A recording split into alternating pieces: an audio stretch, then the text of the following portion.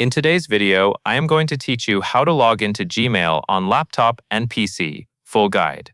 To begin, open the web browser you normally use on your laptop or PC. This can be Chrome, Edge, Firefox, or Safari. Once your browser is open, click on the address bar at the top so you can type in a website. Now go to Gmail by entering the Gmail web address and loading the page.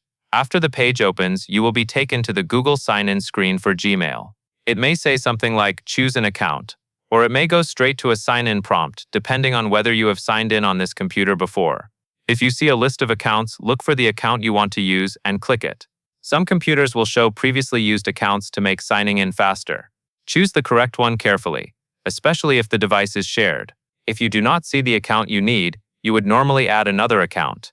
But for this guide, we will continue with selecting an account that is already shown on the screen. After you click the account, you will be prompted to enter the password. Click inside the password field to place your cursor there. Then type your password carefully. Passwords are case sensitive, so make sure your caps lock key is not on, and take your time to avoid typos. While you type, the characters will be hidden for privacy, which is normal. If the page offers an option to show what you typed, use it only if you are in a private setting. Once your password is entered, click the Next button.